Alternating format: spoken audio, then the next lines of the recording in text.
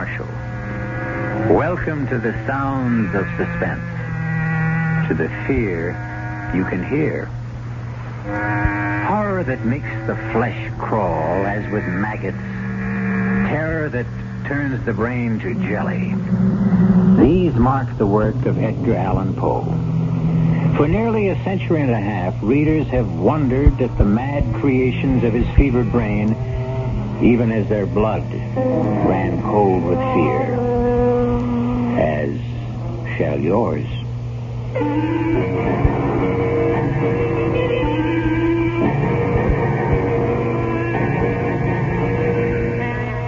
Our mystery drama, The Fall of the House of Usher, was especially adapted from the Edgar Allan Poe classic for the Mystery Theater by George Lothar and stars Kevin McCarthy.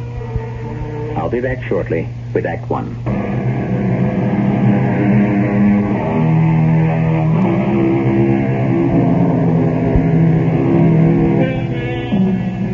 I must warn you that there lies ahead for you a tale so gruesome that when it ends, you will know beyond doubt that never in your life before have you experienced such revulsion. Are you prepared for this? Come then to a certain room where a man named Gabriel Mannering sits writing in his diary. A certain room in the house of Usher. I sit here writing this diary, when in truth, were I not a fool, I should have already departed this frightful place. Already I have sensed such horrors in these first hours of my visit that I tremble at the thought of what may be in store for my friend Roderick Usher. And for me. During the whole of this dull, dark autumn day, I had passed on horseback through a singularly dreary tract of country, and at length found myself, as the shades of evening drew on, within a view of this bleak and melancholy house, the house of Usher. I felt at once an iciness, a sickening of my heart, and wondered what it was that so unnerved me. I was soon to find out.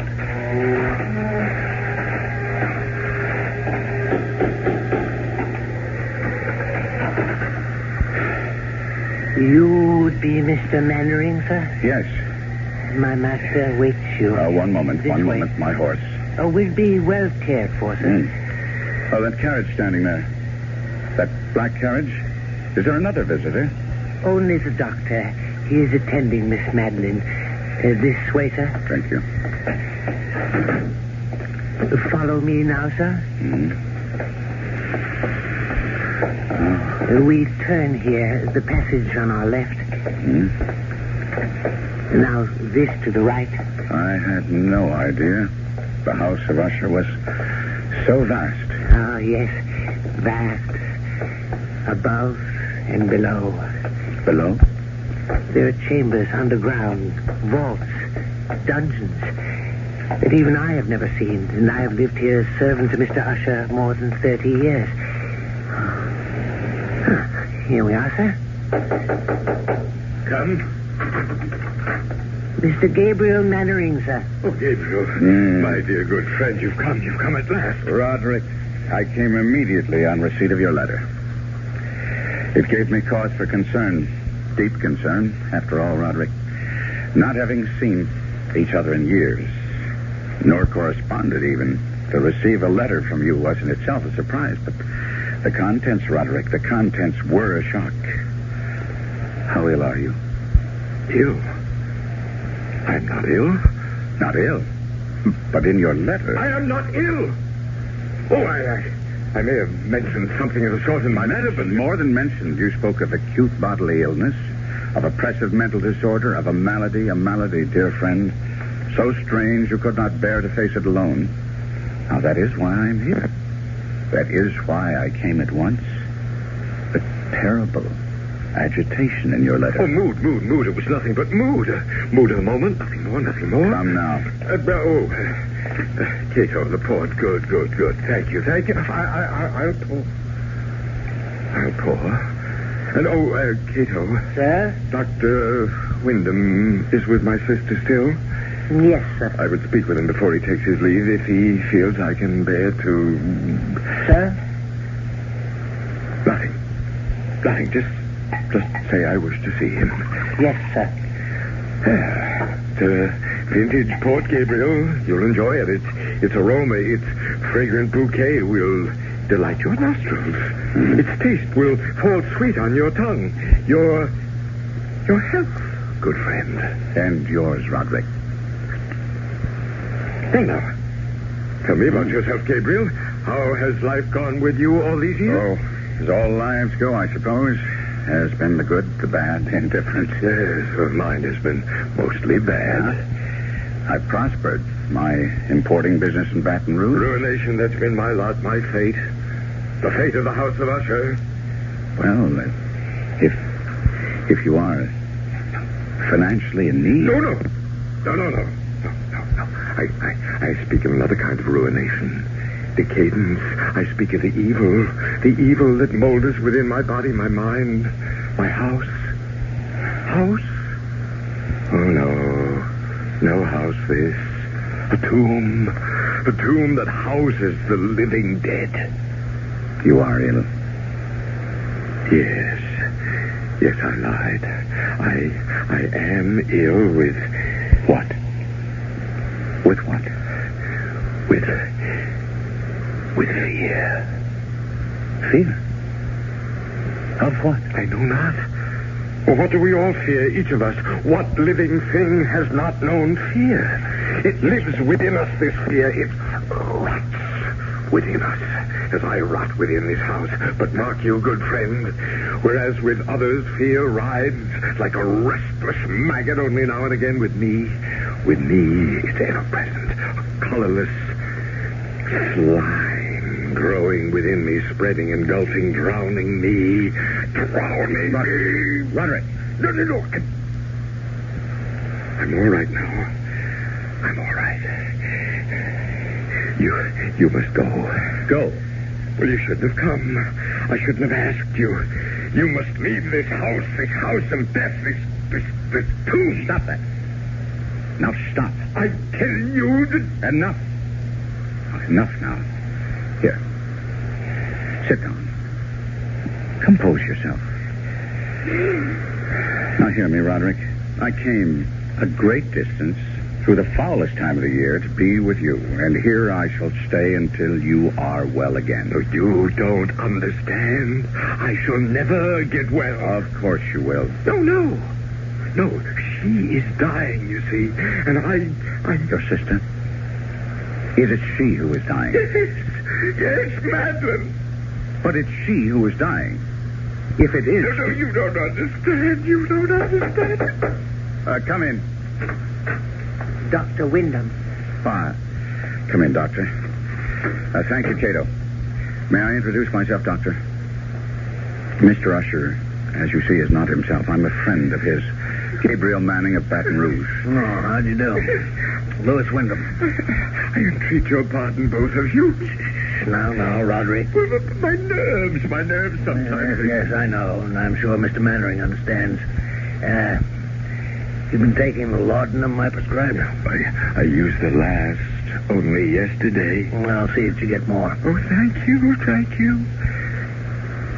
My sister? There's no change. How long? Before death? I don't know. Your sister's malady baffles me. I don't know what is killing her, nor do I know what keeps her alive, when in truth, she's all but dead. Oh, would it be an impertinence, Doctor, for me to ask you what you mean by that? Well, no, Mr. Mannering. Quite simply, there have been times when Miss Usher, Madeline, has been devoid of all vital signs. Well, by this, I mean I've been unable at these times to detect a pulse, blood pressure, any respiration whatsoever. Mm-hmm. Yes. And yet, moments later, she's opened her eyes and returned to the world of the living. Strange. Yeah, I've encountered nothing like it in years of practice. It's not too far from the truth to say that she is dead, and yet she lives on. Yes. Like the house itself. Now, Roderick, you mustn't I harp tell on... you, we are like this house. My sister and I, we are this house. The house is us. The house is dead, and yet it stands. Your aberration about this house... It is no aberration. It's the truth. The house of Usher crumbles, yet it will not fall. Madeline is dead, yet she will not die. And as for me, oh, heaven, the horror that awaits me. I'll send the laudanum as soon as possible, Mr. Mannering. There's little else I can do. Yes, I have other patients to attend. Thank heaven it's a moonlit night. I have many miles to travel. Good night. Good night. Roderick. Roderick? Yes? Roderick, I want to help you in every way I can. That's why I'm here. But now, you must do your part to help yourself. What do you mean? Well, I could be wrong, but it seems to me you let yourself go to pieces all too easily. This talk, this wild talk of your sister Madeline being dead and yet alive. Well, now, that's nonsense, you know. No. Yes, well, I'll agree with you with one thing, and one thing only. In a way, you have become this damnable house. No healthy, sane man could live here for long without beginning to lose his sanity, without serious damage to his nervous system. I've never seen such gloom. Inside as well as out. This very room reeks of dejection, despondency, undusted cobweb furnishings, black drapes covering the window. Here, let me throw them back and at least get some moonlight, if not sunlight, into this place. There. That's... Roderick. What is it?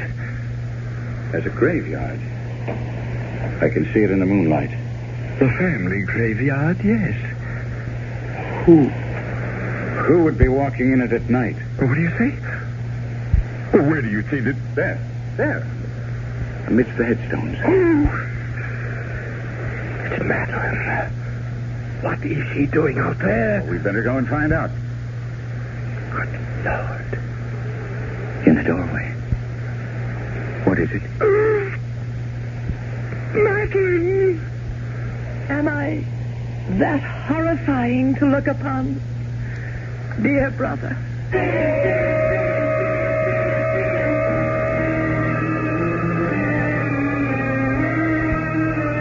Madeline Usher walks among the headstones of the Usher graveyard, yet stands in the doorway at the same time.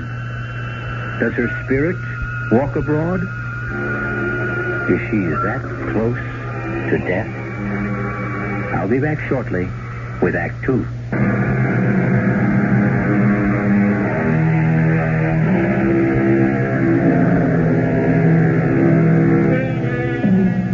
Again, I must ask if you wish to go on, and warn that if you do, you will experience a kind of horror for which I can find no words.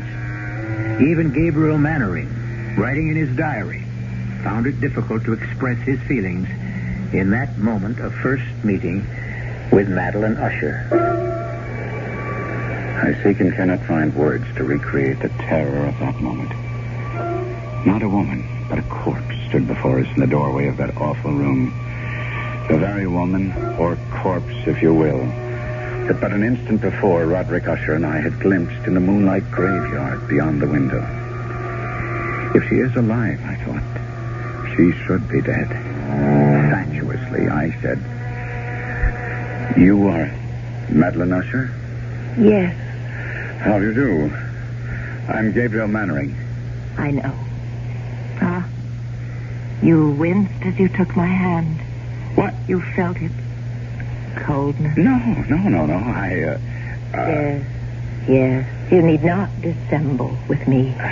Even now, you find it hard not to stare at the dark patches on my face, the putrescence that lives. Yes, thrives in my dying flesh. Madeline, my dearest sister, you should be lying down, resting. You mustn't waste your energy. I wanted to meet your friend. Someone from the world of life outside this house. This tomb. I wanted to... needed... She's falling. Catch her. Let's put her on the couch, Gabriel. No. Better still, we'll carry her to her room. No pulse. No heartbeat. Is she... Well, heaven help me. It's impossible to say. Can you carry her alone? She weighs nothing. Follow me, then. Oh, what evil stalks the house of Usher. Help us, dear Lord. Please help us. Put her down, Gabriel. Gabriel. In what? In that? It's her bed. A coffin. But nevertheless, it is her bed. It's where she rests and sleeps. And haven't you noticed? What she's wearing isn't a nightdress. A shroud.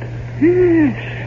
She's been ready for her burial for nearly a year now. Oh, look. See? Her eyes are fluttering. I'd have taken my oath she was dead. Not yet. Not yet. Gabriel, my friend, come. Well, you don't leave her like this, alone, no company to cheer her when she wakes. She may not waken again today. She may not waken again. Come? No. Oh, wait. There's something about her. Something in her face that... It reminds me... Of course, it's you. Oh, you see, then? The family resemblance. Obvious.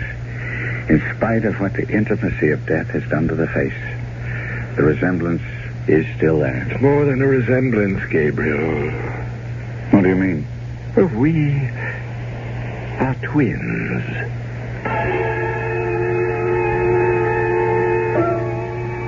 As my friend spoke those words in that chamber of death, a curious change came into his face. It floats before me even now as I write, a complexion gone so suddenly cadaverous. His eyes large, liquid, and luminous beyond comparison. Thin and pallid lips gone thinner, paler. For a moment, he seemed scarce human.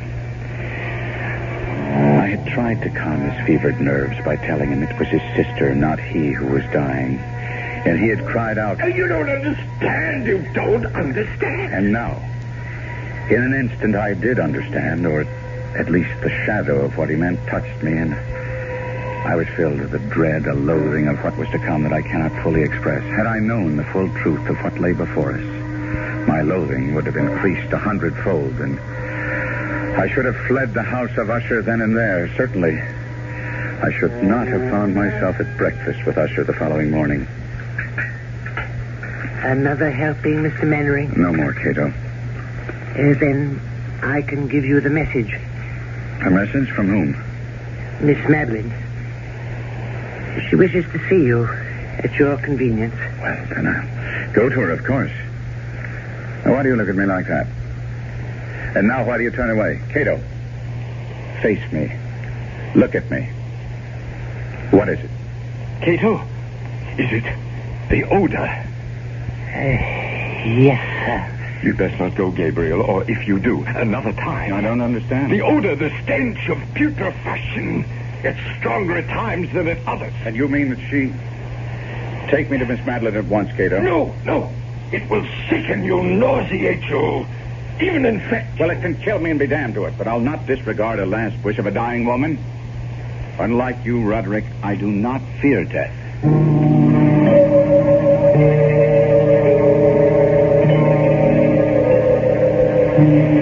Miss Usher? Madeline? Are you too tired to speak now? No. Would you prefer I came back another time? How good of you to come at all. It's a privilege to be of use to you. Favor. I wish a favor. Anything in my power. I want to die. I'm in such pain and I want to die, but I cannot. Cannot? I'm afraid. There's nothing to fear. Death is only sleep, a dreamless sleep. No. Don't fear death. I don't fear. I fear. You fear what? Burial alive. Why would you have such a fear? What makes you think you might be buried alive? My mother. She? Promise me. Spare yourself. Spare yourself. You need say no more. I promise. I promise you that you will not be buried alive. Rest. Rest now. Rest.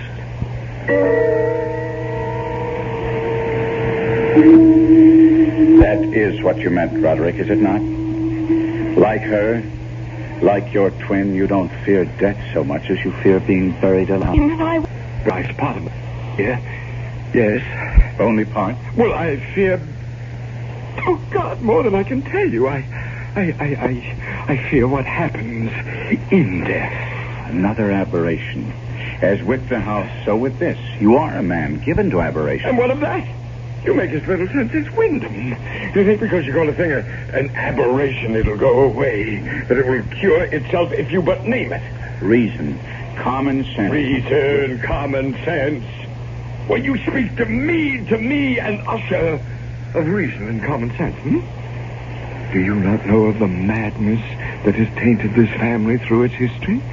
From the beginnings of the house of Usher, this house, this family, until now, until Madeline and me, the last of the Ushers, from beginning to end, from rise to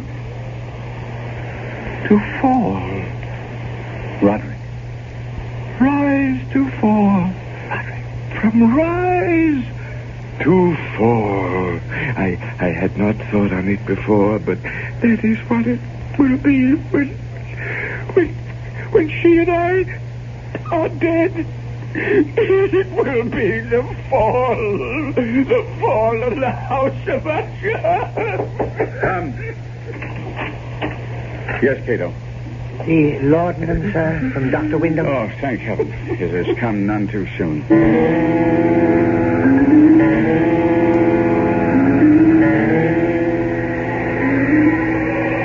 Mr. Mannering, sir. What? Oh, yes, Cato. You've been sitting here in the graveyard for nearly 2 hours. That long? Yes, sir. Tell me, Cato, how long have you been servant to Mr. Usher? More than 30 years, sir.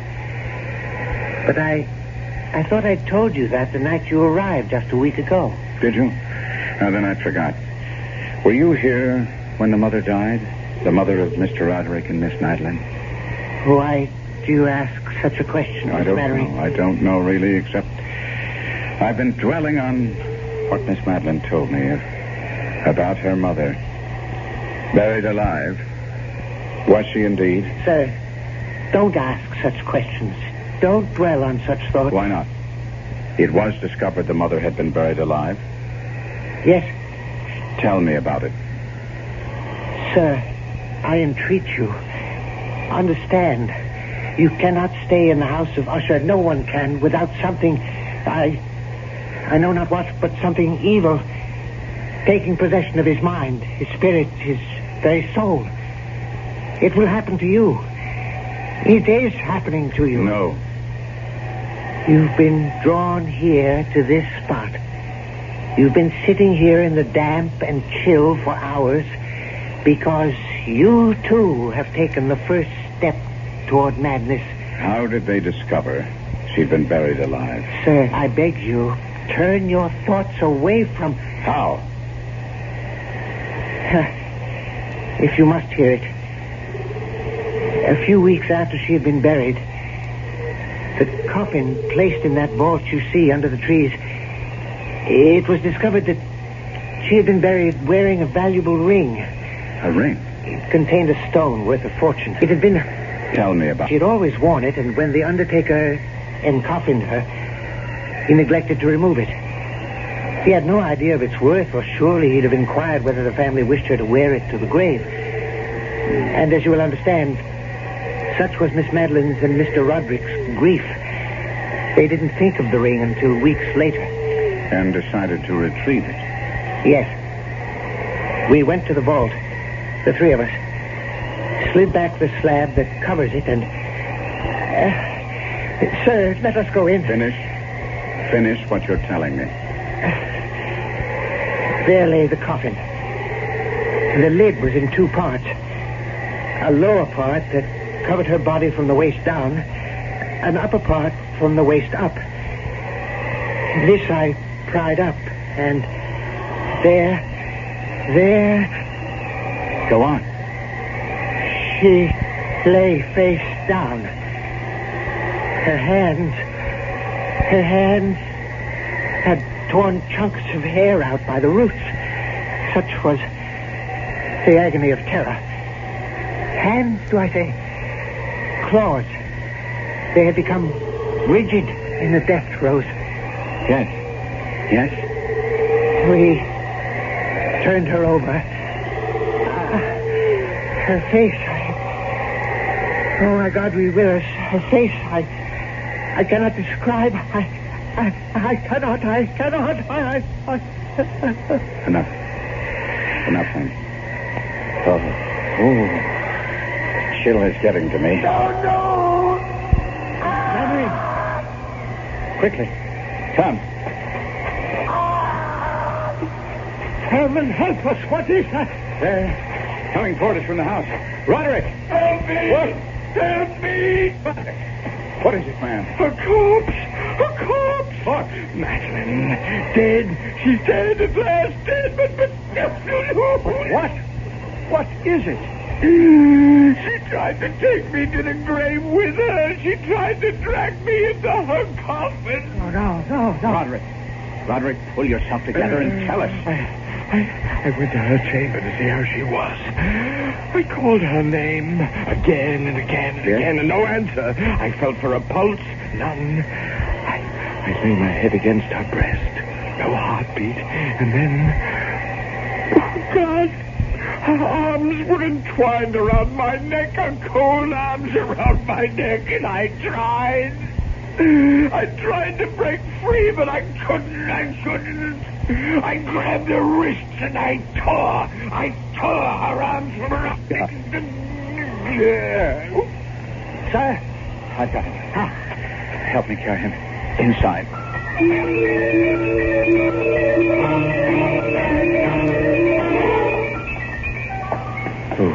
Oh, no. Now be calm, Cato. When Mr. Usher tore himself free, he must have dragged her half out of the coffin. Come. We must put her back in. Cato. I dare not touch her. Very well.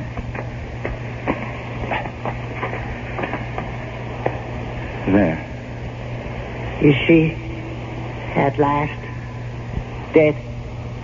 She seems so. Ride for the doctor. Tell him to come at once. Yes, sir. Sir, you mean to stay here? Yes. But I will be gone at least 2 hours. If you change your mind, I grabbed her wrist. Find your way back to the library in that maze of cards. Now, don't worry about it. I shall stay here. I made her she'd not be buried alive, and I mean to keep that promise, Cato. Beginning now.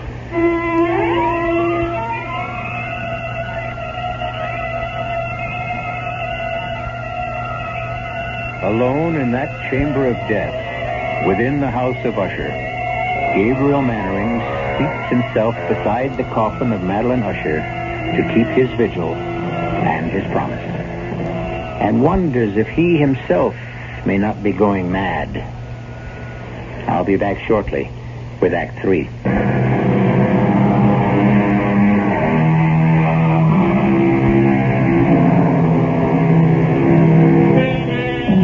Terror so awful as to shatter the human mind haunts the house of Usher, hangs like a shroud in the air, drips on the spirit like the very slime upon the decaying walls. As Gabriel Mannering sits beside the coffin of Madeline Usher, he feels this terror seeping into him. Seeping into me like a rising tide of pollution. Cato said he would be gone 2 hours in fetching Dr. Wyndham, but to me, it seemed like 20 before I heard his returning footsteps. You don't look well. I'm all right. Sir, you deceive yourself. Well, never mind now. I'm seeing Miss Usher. That bag, Cato? Thank you. Heart first. Mm-hmm. Is she? No, there's no heartbeat. None whatever. No pulse. No vital signs at all. She is gone, then? Hey, Mr. Mannering, I have attended her in this strange illness for nearly a year. I've seen her in this state 4 times before. What's to be done? What indeed? Well, I would wait a few days at least, and then I should bury her. No. No? She feared to be buried alive. Yes, I know. Her mother. You attended her? No, another man. From what I've been able to learn, I judge her illness was similar, just as unaccountable as baffling. Well, Mr. Mannering, she did indeed fear the same fate her mother suffered, but I think that after, say, 3 or 4 days... I say no. At least a week. No, 2, even 3. You don't know what you're saying. You can't keep a body for 2 or 3 weeks. Especially hers. Why especially hers? Well, look at her, man. Here. See? Under the skin of the cheeks. Those gray patches. She's partially decomposed already. I gave her my word, Doctor. I said we would make sure. There is an evil in this house. A sinister, malevolent thing that fastened itself on the Ushers years ago. And is beginning to fasten itself on you. Now, Doctor. Now, hear me out. I have not seen you in some days. The moment I came into this room, I saw it. I tell you, I saw it. The change in you. The sickening in you. I do not use this word lightly, Mr. Mannering. The insanity in you. You are right. I gave Madeline Usher my word she would not be buried alive, and she will not be. Now, I see that I cannot dissuade you. Very well. Do as you wish. And may God help you.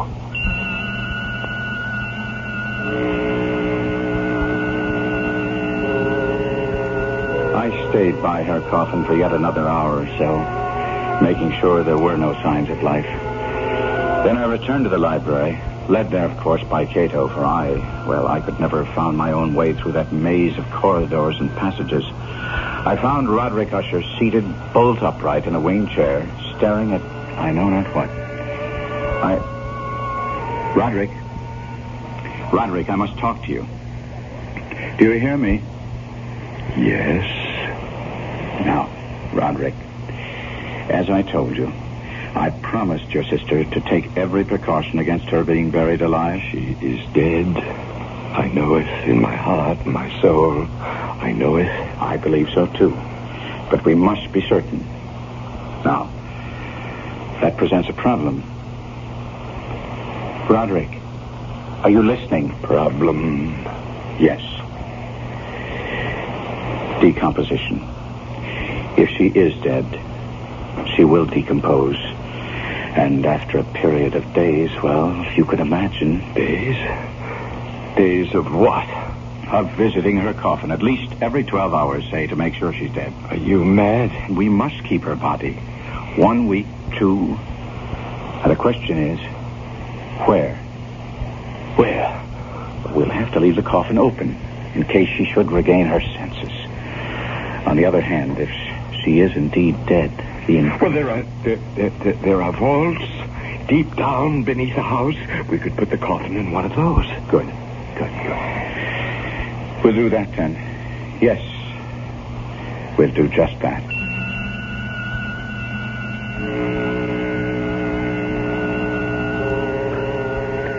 Together, Usher and I arranged for the temporary entombment of Madeline, his twin. The vault, so long unopened that our torches were half smothered in its oppressive atmosphere, was small, damp, and entirely without means of admission of light, lying at great depth beneath the house.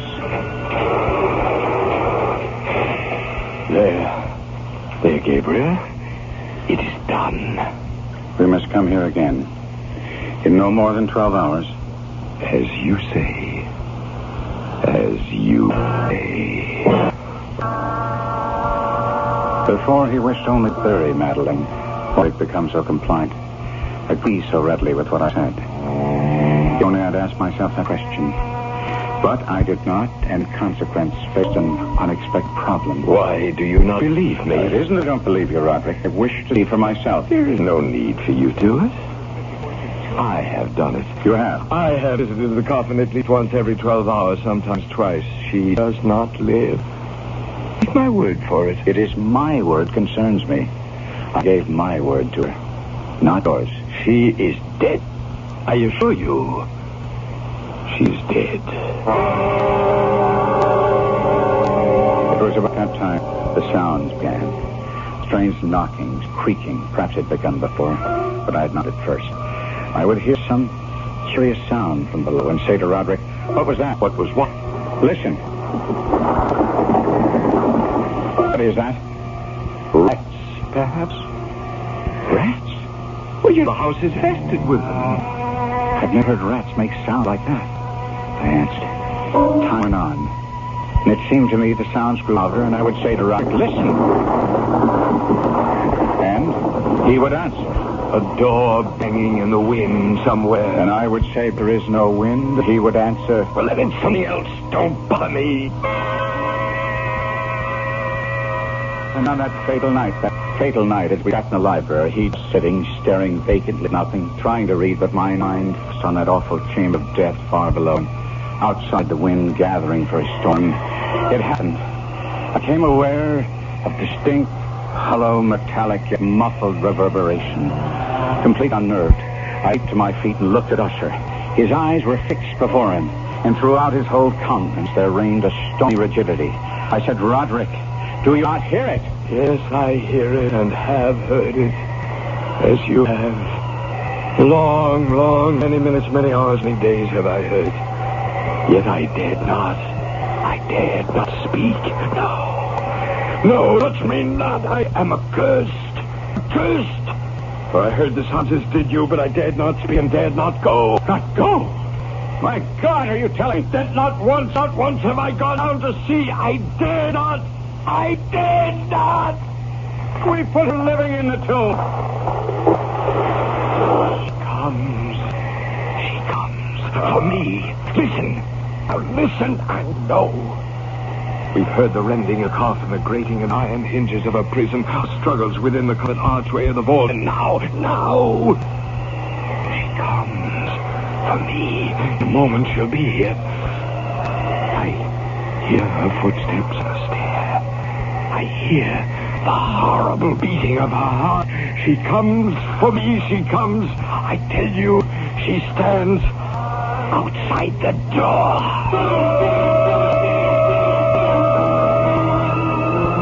And as if in the superhuman energy of his utterance there had been found the potency of spell, the huge antique panels to which he pointed drew slowly back. And outside those doors did stand the towering and enshrouded figure of Madeline. There was blood on her white robe, evidence of some bitter struggle on every portion of her putrefied frame. For an instant she remained trembling and reeling to and fro upon the threshold. And then with a moaning cry, fell heavily inward on her brother. And in her violent, now final death agony, bore him to the floor. A corpse. A victim to the terrors of all he had anticipated.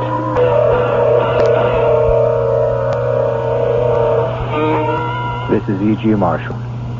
I shall return shortly.